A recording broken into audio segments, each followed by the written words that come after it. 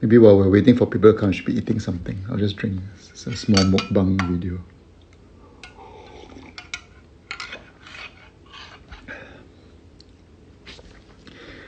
Anyway, I was supposed to come online in a few minutes' time, so I thought I will come in a bit earlier with a very small donut. Haven't done donut time for a very long time, so very small 2-minute donut before the chat with Vintage Radio. Okay, Aloysius.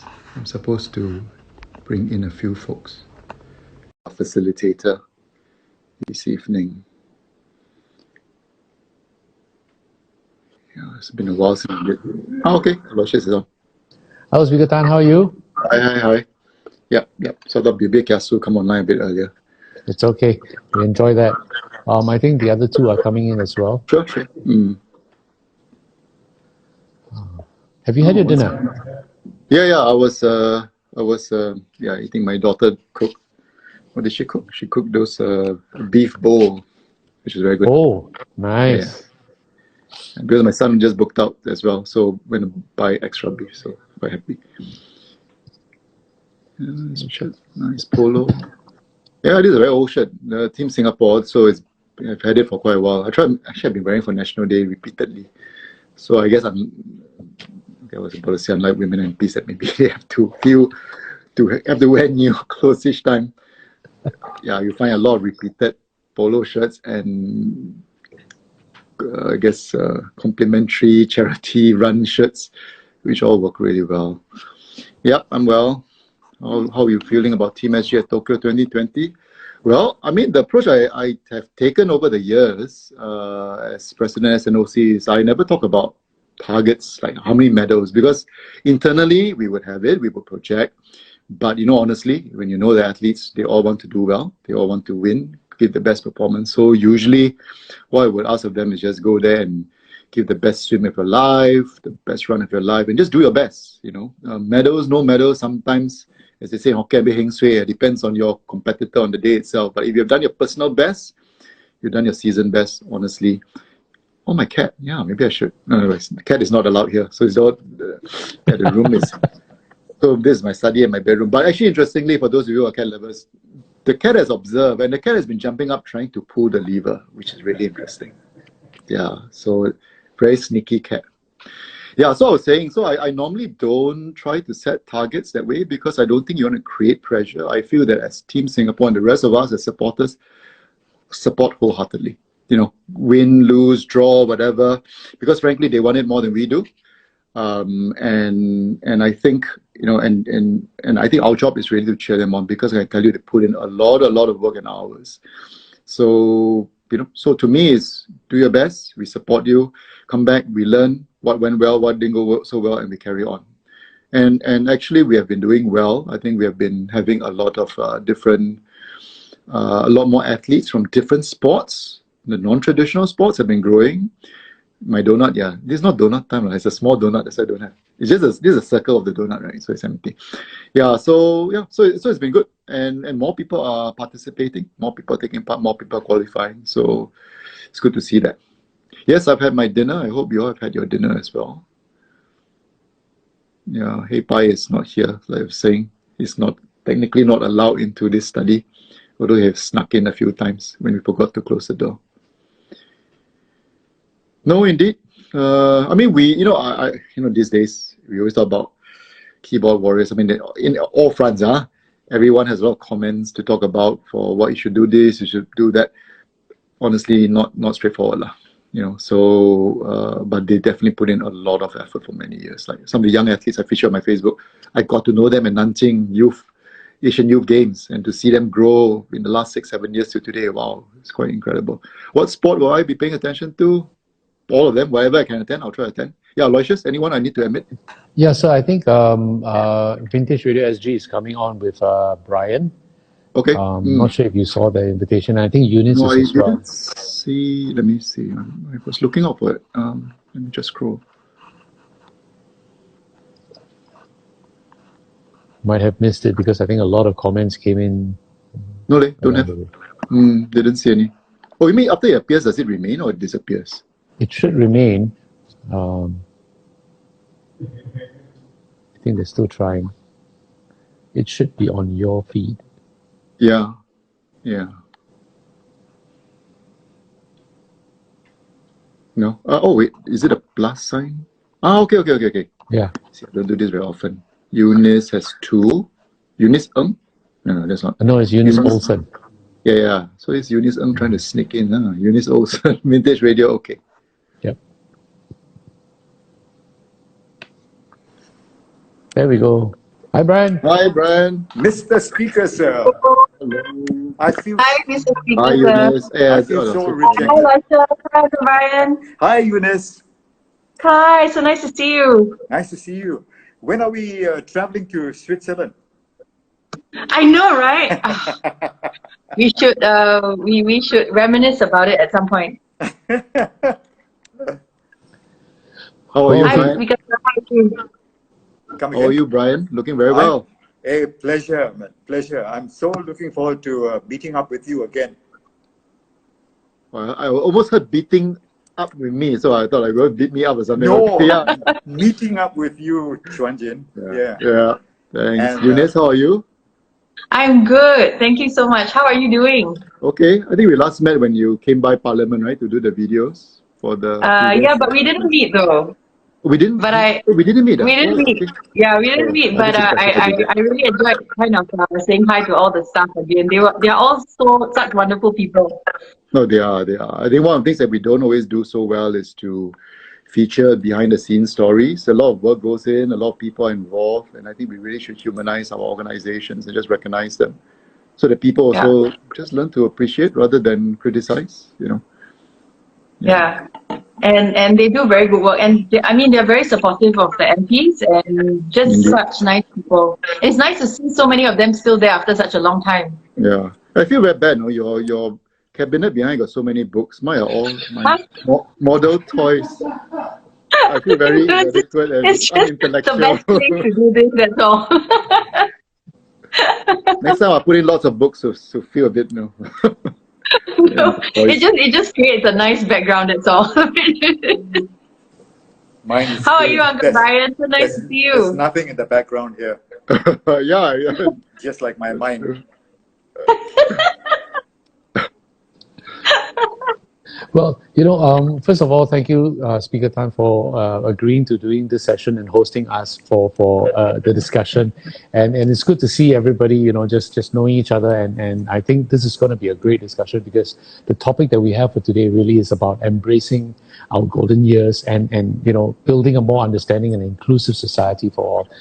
I think, Mr. Speaker, if I may, you earlier when we were chatting also, you came up with this thing about everybody actually taking ownership, to make this a better place for everybody. And perhaps you could start off with that, your thoughts about how everybody can play a part. Yeah, thanks, Aloysius. So I think for the audience, we are talking about aging. I know that I'm not sure the profile of the audience for here. I guess on IG maybe a bit younger, but sometimes we talk about it as if it's a negative. The truth is, all of us will grow old. That's a fact of life. Look at Brian. He's how many years young and looking hale and hearty. And I guess, and all of us, even though we may be younger, the fact is our parents will grow old, our grandparents will grow old. We all need to learn how to manage it. But rather than look at it as a negative or look at it as something that society needs to deal with, or worse, as usual, everything is government got to do. Actually, it's our life. It's the lives of our loved ones. So one message I will put in is, I think there are a lot of things that we can do to own that process. So if you just bear with me, just very quickly, just to touch on a couple of things, right? We all know the data. 1 in 4 of us by 2030 will be 65 and above, which is fine. We are all living longer. As an MP, I visit the wakes of my residents. I've noticed actually ages have all been going up. Recently, I was commenting to my team, a lot of 90 over years old. But we should begin to think about not so much about lifespan, but health span. And how do we make sure that our quality of life is actually good? So a few things. One is health is got to do with, of course, diet. I know it's very difficult in Singapore because we've got really, really good food. But, can eat but don't eat so much, right? So maybe things like that. Exercise, sleep, which the one I'm doing very badly on, I don't sleep enough. But all this makes a lot of difference. So these are things we can do. And we can empower ourselves by just paying a bit more attention to it. Secondly, of course, is it's not just physical, it's actually mental, social, emotional, spiritual. And that's where, we always talk about families being important. I think it's really important to look at families, friends, because ultimately, I volunteer at a hospice, and I'll tell you that one of the takeaways, when you chat with the residents, because they all know, well, some don't really know, but many of them are in the last stages of their lives. And invariably, it's not about how much money I make. I had a nice big house. I was a minister. I was a CEO. Actually, a lot of times it's family. I wish I was there when my children were growing up. I wish I spent more time with my parents when they were around, etc., etc. It always revolves around that. So our overall well-being is also got to do with family, friends. So don't neglect that even as you're pursuing whatever objectives you have. It's really important. And the physical part, as you exercise, you release endorphins, it also has a physiological impact on us.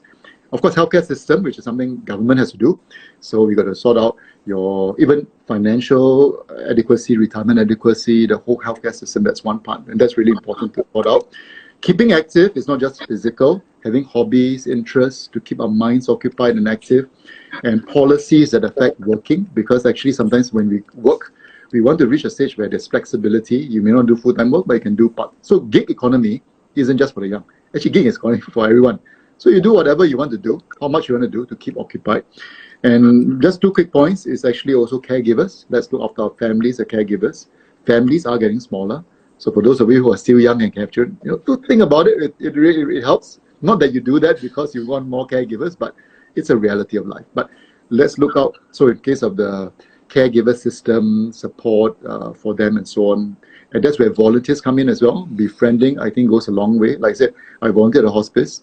The work that you do, actually, I think I'll be mentally, emotionally a lot more prepared if my parents reach that stage and they'll be in diapers, they're immobile and incontinent. I think I'll be a lot more prepared because that's what I've been doing, right? And so volunteers make a very big part as well, because my vision is that in Singapore, no elderly will ever be isolated, because we talk about small families. But if we work a system between the grassroots, corporate social responsibility, volunteers, actually, I can match demand and supply. We could visit the old individual or family regularly to touch base with them, and you can work out a system. And if we participate in the system, it also, and the system continues, we have the assurance that when we grow old, you know what? There will be this group of people out there that will be touching base with us if our children are not there. And lastly, I think is to make sure that, just a reminder, it's so physical, social, religious, mental. So spiritually, I mean, of course, faith and all that, I think matters for those of you who are into that. But so it's very multifaceted. And the wonderful thing is actually a lot of it is within our control, in a sense. If we take ownership and begin to work at it. And so I think that's really important that, we play that part. So maybe I'll just end there as a quick sort of overall perspective. So let's take ownership for ourselves and for our loved ones as well. Well, thank you for that, Speaker Tan. I think it's really good that this sets the stage for everybody, to take ownership. But really, it's also how do we take that step? Definitely with our parents, but I think to start off with the family, it's very much encouraging and teaching our younger generation, perhaps, to say that it's okay that, when you go visit your grandparents, think of something to do with them. Not just sit down there and be absorbed with your mobile device or with the cursory. Have you eaten your breakfast? Are you okay? And then, So I don't know, Eunice, I mean, I know you for a long time and you've got parents as well. And I know you've got a very close bind with them. So maybe you can share with us from your side, right? As a child, how are you, getting your parents to do a little bit more? How are you interacting with them? Thanks, Aloysius. First, I just wanted to say thank you for inviting me on this. I'm very, very honored. And I also just want to say that you're doing amazing work with Vintage Radio. I'm going to talk a bit about that later because I really like what you're doing. But yes, so my parents are in their late 60s, but my parents are very, very active. So my mom has like if I want to meet her, I have to actually make an appointment in advance because she's like, no, I'm very busy. So she always has some function at the junction, you know. And my dad as well is very healthy. He exercises a lot and all that. So I mean, I'm blessed in the sense that the both of them, like you said, Mr. Speaker, so you know, take ownership on their lives, and they're very independent. I guess the way they brought me up also, because I'm an only child, so I am very independent that way. And one thing I know about my parents is that they don't like to trouble me, right? I mean, in fact, most of our parents and grandparents are like that. They don't want to trouble you. They won't try to impose anything on you. But that makes me kind of think that even though that is the case, I have to make an extra effort, right? Because they don't kind of like say, oh, we need this and all that, but you have to reach out to them. And I think the idea of not letting any kind of elderly be isolated, it's like, okay, so my family is very close-knit, and like my grandmother, she's 88 and she still takes the bus and the MRT and she walks a lot, and she's very particular about what she eats, right? And so, you know, and she has that family unit, but I'm also very mindful that not all our elderly have that family unit with them.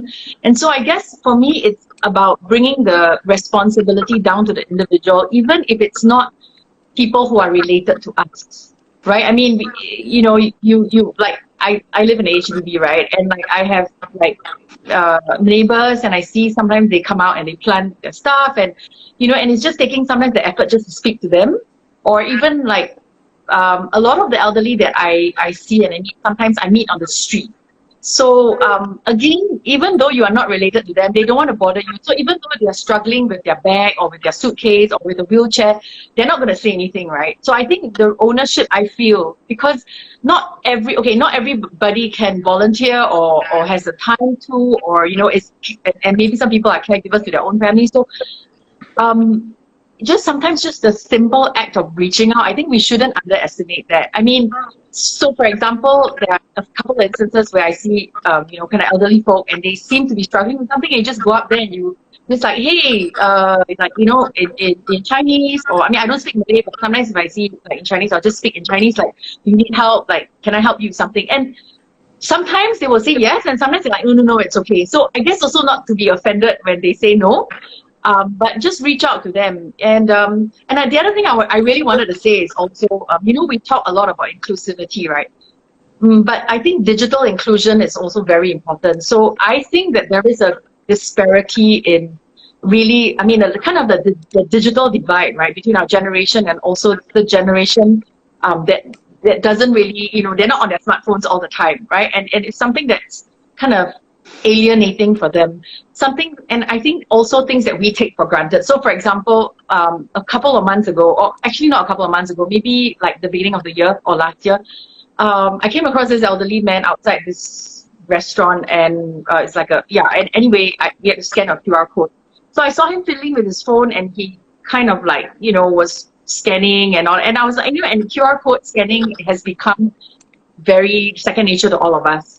But it's just that we take for granted that we can do it. It doesn't mean that all the elderly out there know how to do it.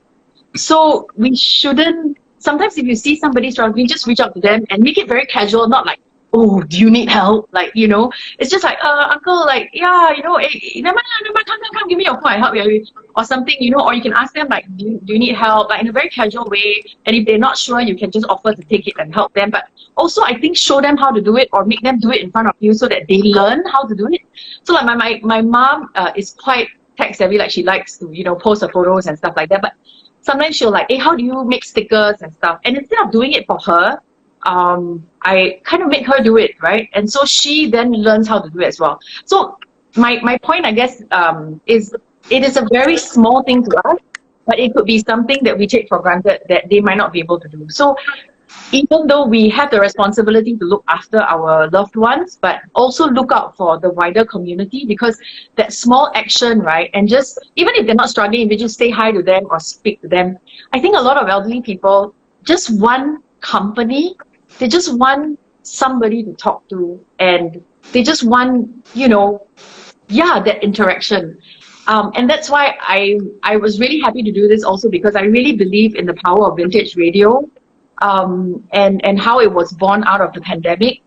And and there is a lot of research to show that music helps the elderly, in comforting them and helping them to, bring back good memories and stuff. So really, even just downloading the app for our grandparents, or like my mom asked me the other day, it's like, hey, the vintage radio is like, where is the videos and all that. So I mean, just showing her where it is, and and just also, I think, being patient, because again, it's very easy for us, but for them it's something new. So don't be impatient with them, but it's just something I think that all of us can do, and it's very easily.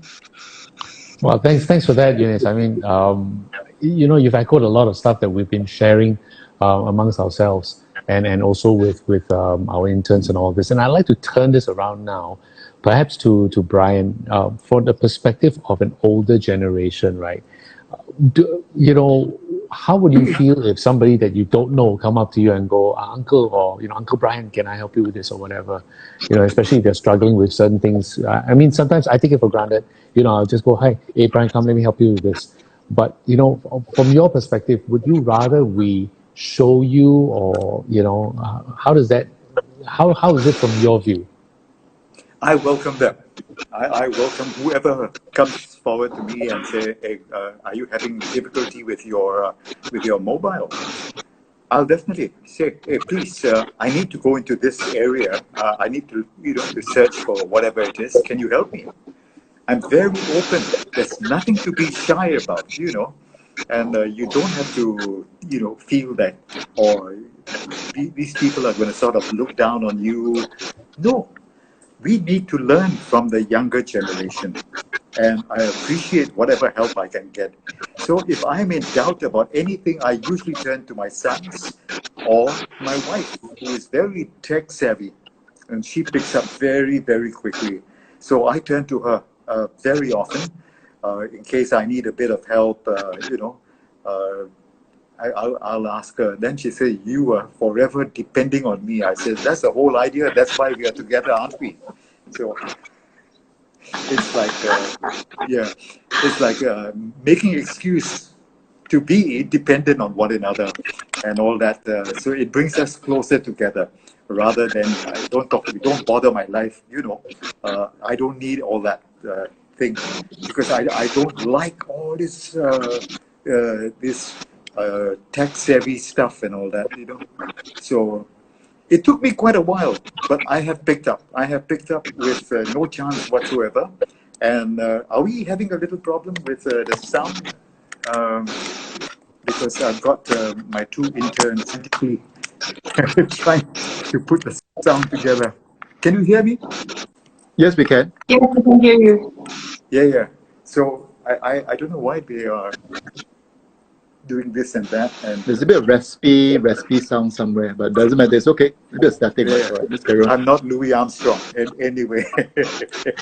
So there you have it. I come with an open mind to learn. I want to learn. We are all the time learning. We have to learn to keep up with life as it is today. I need to learn. Otherwise, I'm going to be left out completely. Well, actually here, I'd just like to share with everybody, right, that I've said it before on a different chat, but I think this is important for those who are listening in.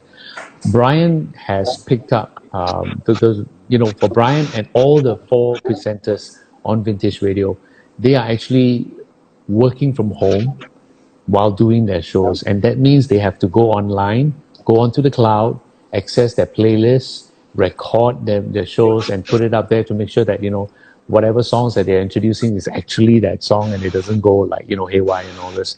And this is all done by them. So, I think one thing I take heart with is really that, this term, 活到老学到老, as in, it's this continuous learning. And I think that's one thing that we would like to encourage everybody as well, who are tuning in. Most of us are young, and we pick up things fast. But I think what we need to do is also constantly engage and help our seniors around us to learn and encourage them to learn, really. Speaker, would you have any words of encouragement or suggestions for the younger set of audience, to be a little bit more proactive, perhaps. And No, I think, I've residents who, and you can see, like, even older folks, some have embraced this, and it's not impossible. I know it's not always easy, but in a way, COVID-19, because of scanning and all that, sometimes because you really have no choice, and you got to, in a way, I think for some, they begin to embark on it, which sometimes, there's a lot of inertia. So I think for our own parents, grandparents, I think we should do what we can. Like, earlier we were saying that when you go to visit our grandparents' place and you just talk on phone, then maybe play with them, teach them how to play your whatever games that you're playing now, but it really opens up a whole new world for many of them, because suddenly they can connect with their friends. And actually during the circuit breaker, many of them were also on Zoom doing exercises and stuff like that. They could talk to their friends. It really makes a lot of difference. But for those who couldn't, obviously break out of that and get online, for example, not easy, because physically it just became challenging. So I think for those, like some you may want to consider volunteering as a digital ambassador. So we have ambassadors that go around to help folks. We have clinics that we go, and the elderly folks come, teach them how to use a phone, etc., etc. We need a lot of patience, but actually we do see many older folks begin to learn, and suddenly things begin to change. In fact, every time I see them, it's like, hey, playing Candy Crush or whatever. It's just like, okay, I don't even know how to play Candy Crush, right? So, but it's great because it keeps them occupied. And then slowly, as they become adventurous, some of them are on Facebook, so I chat with them on Facebook. So it's just part and parcel of life that, it's part of the transition. And I know it's intimidating, but it's not impossible. There will be those that for whatever reason just don't, then we reach out in traditional ways. But don't look at it as... sometimes you want to be understanding, you don't need to be on digital, but actually it really allows them to open up for those who are able to. So I think in whatever ways we can, let's try, certainly in the grassroots, certainly in the digital ambassador, there are a lot of different efforts out there. So do participate. It makes a lot of difference. And then the well-being also really helps. Well, thank you for that, Speaker Tan. I think one thing that Eunice brought up earlier is something that some of us have discovered, and that is a lot of our seniors actually want to communicate, want to talk.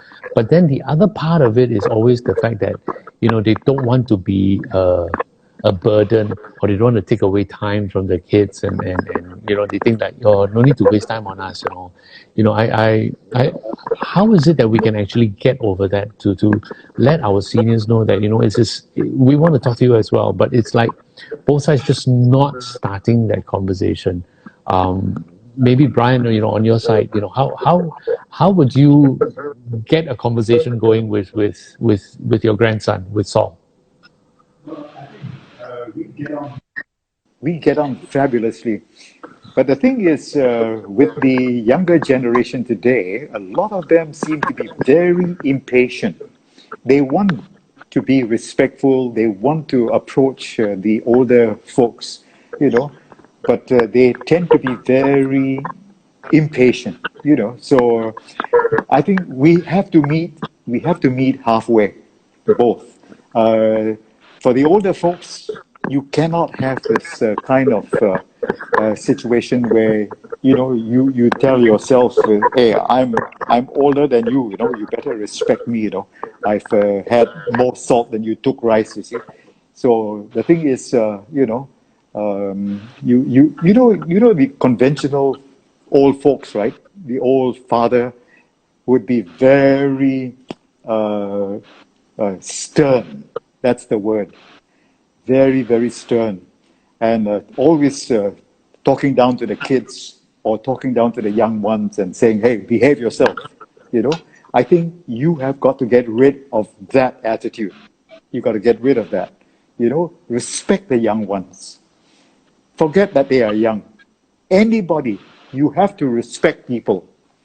Then, of course, we can cross bridges and we can reach. If the young ones feel that they are respected, they will approach you, they will talk to you, they will respond similarly. So it's a win-win situation. Respect is the word, and that's the bridge between the young and the old. Well said. Thank you very much, Brian. Eunice, any comeback from you on that? I mean, I know you're always respectful to a lot of people.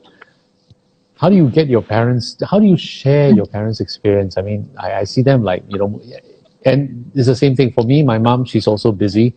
For me to want to get her to come and stay with us to, you know, the excuse is look after the grandson, right?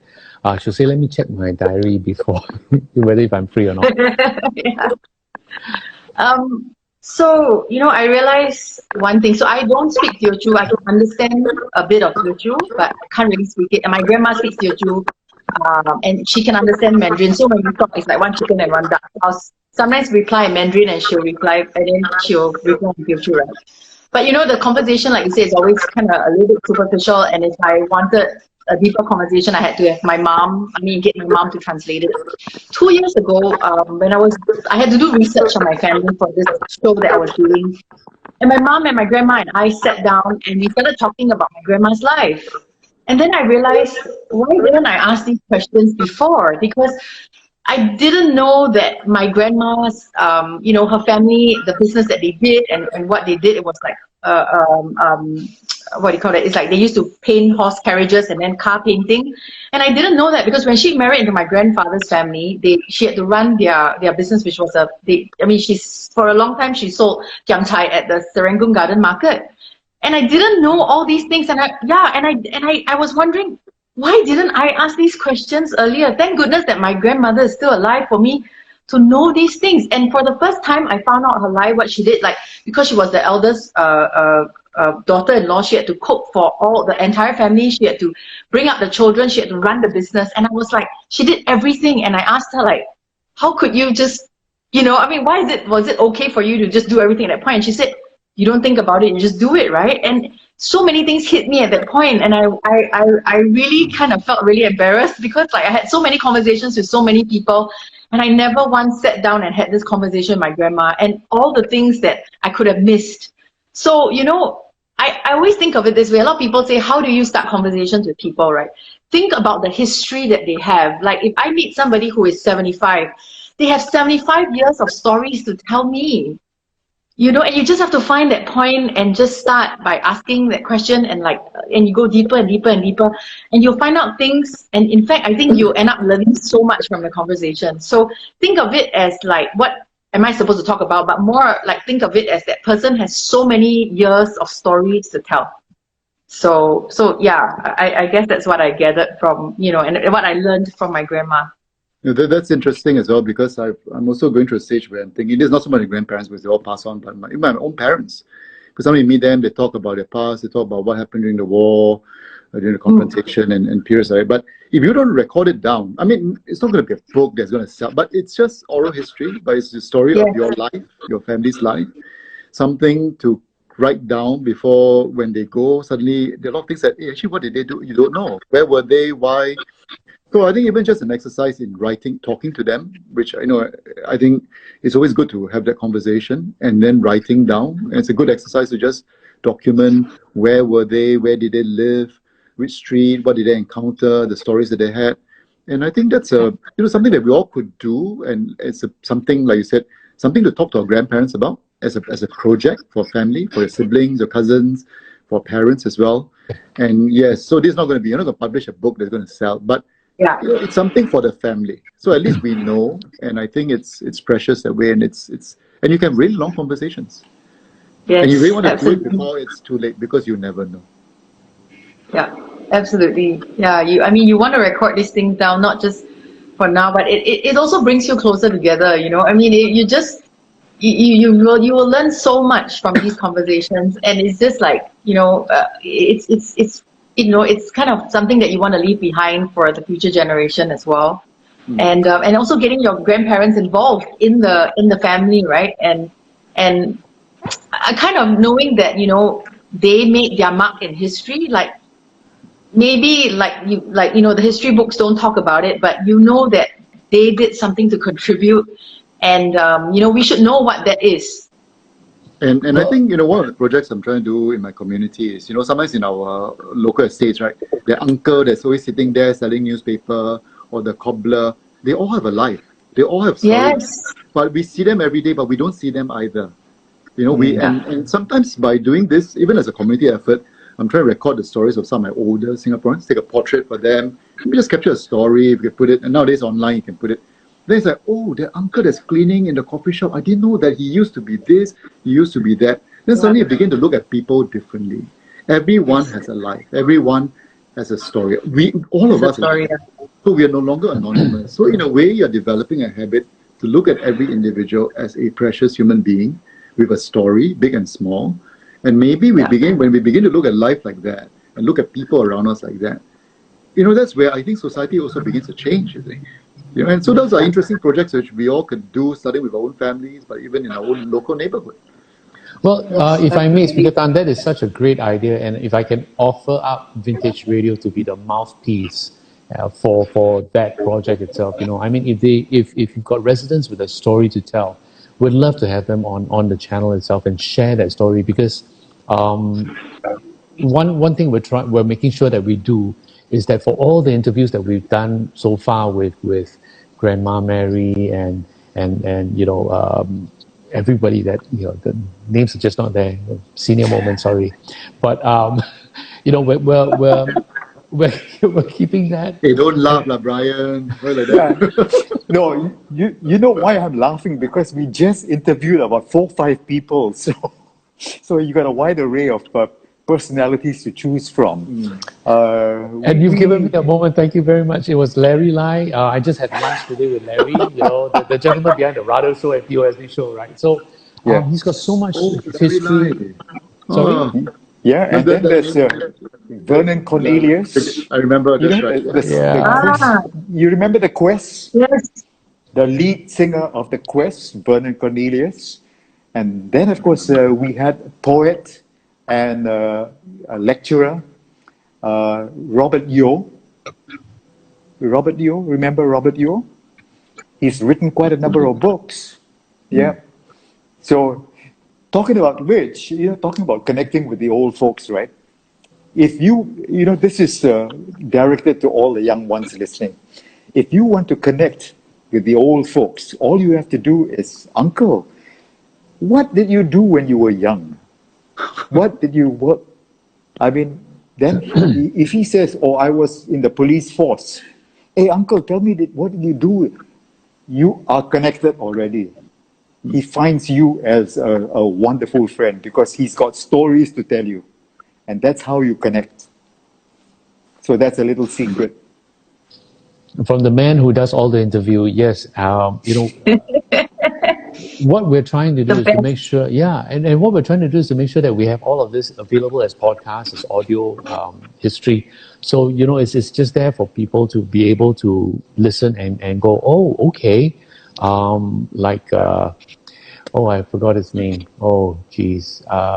The CID inspector where you talked about Lionel D'Souza. Lionel D'Souza. Yeah, so the stories you know these personalities, yeah. So the Gold Bar murders and all. The thing is that we forget that actually Singapore has changed dramatically. But actually there were we have come a very long way, and many of them growing up in the era knows that. And I think sometimes it's also useful for us to remember that what we have is really quite precious.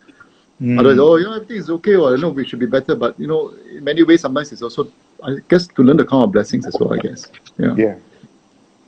So the offer is still there. Anybody with a story to tell, we'd be more than happy to put it on Vintage Radio and make it available to everybody, right? And if you want to talk about certain things, your life history, what happened during, the Japanese occupation and all this, all that I think we need to preserve and make sure that our younger generation actually know where we came from, so that, things like national service and all these things start to make a little bit more sense and just to go there. Now we've got a question here coming in asking for us to share how each of us would embrace our golden years. So maybe we will go with ladies first. How's that, Eunice? How would you like that? It's a long way. Yes.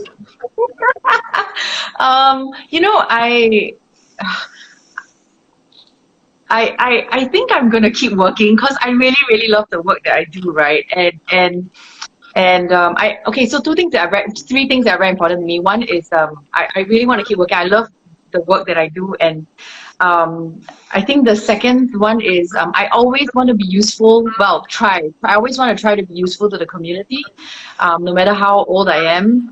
I think that's very important because I don't know. It's just it's kind of something that's very close to my heart, and I think. I always believe that it's the little things that we do together that make the bigger difference. But the third thing is I want to spend more time in my piano, right? So I mean, I don't play enough, and I would like to kind of play more. I mean, I guess sometimes I worry like, oh, when I'm older, I cannot play anymore. But I just want to keep playing every day. But hopefully, when I'm older, I have more time to sit down and play songs and listen to vintage radio, and yeah. So the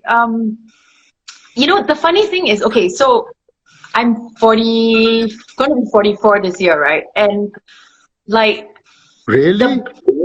Yes, 44. Like, but inside, like, I don't feel any different. I feel like the same. So I think like in 20 years, right, I have a feeling I'm just going to feel the same. Maybe the body won't feel the same, right? Like, everything is going to, but it's okay because, you keep active and you keep doing and you don't, maybe I'm not going to be like doing, I used to, do like stairs and all that. Maybe I won't do that anymore because my knees clearly cannot take it. But I don't feel different inside. So this is 20 years ago and now. And I have a feeling in 20 years, I'm not going to feel any different, right? But so I think what's important also that is we keep our mind active and also keep positive and surround ourselves with good people, but also with good activities. And I see like, so on the show that I do, I interview women from all over Asia. And one of the women that I interviewed runs a roast pork stall in the Pek Kio market, I think, yes. And she must be in her 60s herself. And what she did was she created these little vouchers, right? She worked with, I think, the Family Service Center. She created these little vouchers because where she is, she's surrounded by a lot of elderly folks stay around there. So she created these little vouchers where they can just come to her stall and they can just exchange the vouchers for a plate of roast meat, rice. And it's such a simple gesture. And she's an elderly person herself, right? And she instead, she wanted to give back to the community. So, it's just, and she told me, she said, sometimes it's not that they can't afford that plate of rice. Sometimes they just want the community. They just want to come down and they just want to sit at the table and they just want to talk to you and they just want to have that plate of roast pork rice. So I think it's that keeping active and all of us can be useful at any point in our lives, whether we're young or older, it doesn't matter. Right, just surround ourselves with good people and with good activities. Okay, well, thanks for that, Eunice. Speaker Tan, perhaps from you first, before we go to the elderly gentleman about his golden years. Well, I think age is really a number. I mean, like Eunice, I'm 52. So do I feel 52? No. People say, 50 is the new 40. To me, it's, hey, I think let's not go down. 52 is 52. It's not as if like 40 is better. No lah. So I think really it's a state of mind. As you said, I think, and this is something, it's all within our control. We ask ourselves our own sense of happiness, being positive. Because nowadays, in social media, we can be very consumed by negativity, always criticize. Why? Volunteering, for example, something I'm big on that because I think in giving, you receive. It opens up our lives in very different ways. Because we learn to not take what we have for granted. We learn to put in practice love, compassion, empathy for others. I think that changes. So in terms of tending to ourselves, it's about relationships, about friends, focus on the positive. And there are positive things you can do. I think exercise is something that we all can do. You don't need a gym. You're just using your body weight. You walk, you do whatever that you're able to do. I think that's also... It also, like I said, physiologically, it also has an impact because as you release endorphins, you feel happier, you relieve stress. So I think it's all well within our control. So as Eunice said, I'd like to retire, I suppose, but I think I would do gigs. I may not be full-time, but I'd like to be able to do different things. Certainly on the social front, I definitely would be still involved. My hobby, unfortunately, is building models, which I think doesn't gel so well with growing older because then your eyes cannot see, then hands shaking. So photography, I think maybe still can, right? But develop this when you can so that you can carry this on for the future. And like I said, embrace it. And there are many things I think we can put in place so that actually, like I said, why don't we? I mean, I know some may feel that's very far-fetched, but make this the best place to grow old, because there's community, the activities, and I guess we have the tools to do it. But the important thing is all of us chip in. And I think, it really helps. So rather than look at it as a negative, say the best years are ahead of us. And make it so. Make it so. That's really encouraging. I think it's a lot of hardware, if I may use that word loosely. It's just to make this place a place that we want to be. This is home, right? Oh, I'm going to start singing, but National Day is coming. Because cue music. No. The moment I start, we're just going to lose everybody. So we'll draw more audience and not turn them away. Exactly. Brian, what about you? I mean, you're in your 70s now, right? And what are you doing? I think, it exemplifies to a lot of people the positive attitude that you've taken towards things. So maybe you can share a little bit more about that. Well, my body is 74. My mind is 25. I'm going through age reversal, actually, where my mind is concerned. But sometimes I tend to forget that my body is not 24 or 25. So there are times when, I just, after you stoop down and when you want to get up and, then something reminds you, hey, Brian, you're 74 now years old. Don't think that you're a young boy anymore. But I've always been thinking that I'm young. And the important thing as we grow old is to keep ourselves busy, keep our minds busy, be engaged, with whatever activities, whether you read or catch up with friends. And I've had some ideas, especially for the silver generation as we grow old. One good thing that we can do to keep ourselves engaged, especially for those like 60 and above, working in tandem with the People's Association, we can organize inter-constituency talent contests, song contests. So great. Yeah. You must give the old folks purpose in life. There must be purpose. Like Channel 8, they have a program called the Golden Age Talent Time. It airs every Friday afternoon, and it's been very popular, very widely followed for many years now. In fact, I'm sort of taken aback as to why the English Channel 5 is not doing things for the old folks. Just one program a week, that's all. We're not asking for, 24 hours programming and all that, So I would like to, say, for example, organize a talent contest, inter-constituency, age, maybe 60 to 70 and then 70 to 80 or things like that, or maybe even include a section for the young ones, right? For those like, say, maybe 30 to 40 or 40 to 50. Get the young ones involved as well. Have a category for them. And not only singing contests, we can have an inter-constituency quiz. We can have a Singapore trivia quiz. And you start organizing within the grassroots, within the constituency. From there, you pick your teams and go on to the national level and challenge, inter-constituency, Singapore trivia quiz and all that. It will give the older folks a purpose in life, and they can come forward and prepare for it, And then it's reason for them to come together and, brush up on their general knowledge, trivia and what have you about Singapore. So there you have it. Purpose in life gives you reason to continue living. Wow. Brian, you remind me of the interview that I had earlier this morning with Rudolph van der Van. Some of you may remember him from Talent Time back in 1978 when you were the host. And he was one part of the Masquerades. I'm not sure if I'm showing off my age. But that's the one thing that he shared was that in his younger days when he was in school, in SJI and all, right?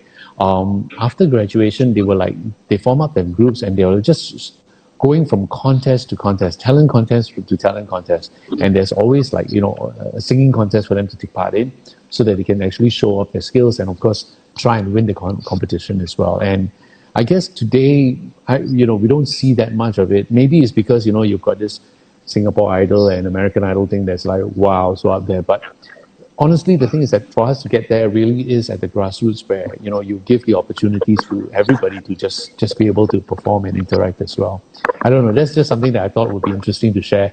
And also to say that, yes, Rudolph is one of our weekend warriors that will be coming on later part. In fact, he'll be here on National Day weekend, where that's where his program is going to be. Let me see now. Oh, this comment just came in.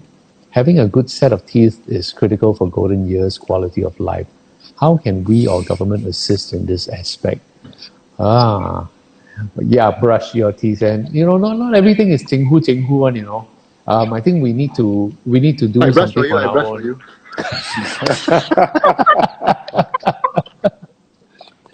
No, I think it comes back to the thing that we spoke about earlier, as in, we have to do our part to take care of our own health as well, and it's about just going out there for a walk. And I would like to encourage, I go for walks quite regularly along the East Coast Parkway when I do have the time. And the one thing that I've noticed is that there's a lot of seniors walking, couples, right? Then there's a lot of guys, a lot of women, young people in their, 30, 40, 20s, running on their own. I would like to encourage, everybody that maybe on a weekend when you visit your parents, your aged parents, your grandparents, go for a walk with them. Go for a walk with them, have a chat with them, enjoy the sunset, enjoy the morning breeze, whatever it is. But, go out for a walk with them and you help them exercise. But there's a time where, hopefully you're not walking and looking at your phone, but, I'm guilty of that sometimes. Put that in your pocket and talk to your grandparents, and I think, I think I speak for you, Brian, when I say that you would love to be able to talk to as many people as possible and share your experiences and all this, so that's definitely something that everybody can do, and you don't have to pay money for that, it's free. Yeah. Maybe on a note on exercise, I could just make a pitch for us to know that, as all of us grow older, for both men and women, we lose muscle mass. So sometimes we may keep active by walking, but actually do think about some other exercises, resistance exercises, not just carrying weights, but push-ups or whatever simple, because the muscles need to be toned, because we do lose muscle mass. So which is why sometimes we might find elderly folks when they fall, it's because when you try to activate the muscles to rebalance yourself, it's no longer quite there. So it's something that we can do. Little simple things, body weight. So not just brisk walking, but things that you can do in exercise, the sort of exercise machines in the park. So do pay attention to that, because it goes a very long way as well. Yeah. Great. Well, looking at the time now we've been chatting and it's, time just flew by. It's 8:50. Just like to throw it out there to anybody with any questions. Last chance for you to put it through before we call it a night, because it's a Friday night. I think, we shouldn't keep Speaker Tan away from his family. Neither should we keep Eunice away from the family. And Brian, I don't want to keep you away. Yeah. And I just want to say that Uncle Brian, you're a legend, and you're really a role model for not just your generation, but for my generation as well. And I have nothing but utmost respect for you and the work you've done, and all that you do and speak of. So, just creating role models like Uncle Brian in our society can be so important as well. And the other thing is that my mom will definitely want to join that talent contest. She's part of this grassroots karaoke group, and like initially when the pandemic has happened, I was like, I set up Zoom for her, and she's like, no need lah. And then 1 week later, she's like, wow, all my karaoke lessons are on Zoom. So, and now she can't live without Zoom, right? And she probably knows more features than I do. But definitely that's a great idea, because a lot of, like my mom's generation, a lot of them really love to sing. It's something that brings them together. So that's a great idea. In fact, let me just pitch in about music, yeah? Now, music helps those with dementia. Yes. And it's proven. I've got someone who has dementia, and he's lost to the world. In fact, there's no reaction from him until somebody plays music for him. He sings along. He comes alive. Wow. Yeah. So music is the answer. Download Vintage Radio, everybody. There's a video, I think, on YouTube. If you Google, it's about I'm not sure whether it was Russian, but it was a ballerina. I think it was American, and she has dementia. But when they played Swan Lake, for I saw example, that. wow, that was really quite beautiful. And she started doing the moves. Yeah. Yeah, so don't underestimate music. So download the app, Vintage Radio. Yes, because download the app. It's music really good. Download for your... it connects to the soul in ways which I think we can't always understand. Yeah. And you can hear Uncle Brian and Patrick and Tian Bala and Rahida, right? Rahima. Rahim. Yes. Yes, that's right. You can hear all of them. Very cool stuff. I mean, I've been listening and the music is amazing. And what I really love about it is in all the different languages. It's perfect. Oh yes, and actually Patrick does present in Hokkien and Cantonese and sometimes Teochew as well. He tries. He's really good at that. So I think we're pretty much running out of time. So thank you, Eunice. Thank you, Speaker Tan, for spending your evening with us and trying to bring this to as many people as possible. We hope that we've given reason for everybody to do a little bit more. Like what Speaker Tan said, take responsibility, right? This is our home. We will all grow old one day, and I guess it's our life. It's our life. Take ownership and make it the best possible life that you can have. Exactly. And just remember, we will grow old one day as well. So, pay it forward, I guess. Okay then. Thank you. Well, thank you, Eunice. Thank you, Speaker Tan, once again. Thank you, Brian, for staying up so late. Pleasure. Thank you, Aloysius. Thank you, Speaker Tan. Thanks, Brian. Thanks, everybody. Okay, good night and have a great weekend ahead.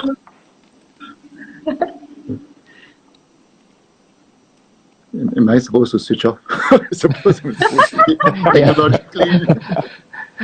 Okay, I think that's where we have to really. Yeah. Okay. So I click over. Thanks, Brian. Yeah. Thanks, Aloysius. Hey, thank you so much, Mr. Tan. Hey, we catch up when things open up a bit more. Yes, yeah, for sure. Okay, good See night. you. Good night. Good Thanks night. everyone for tuning in.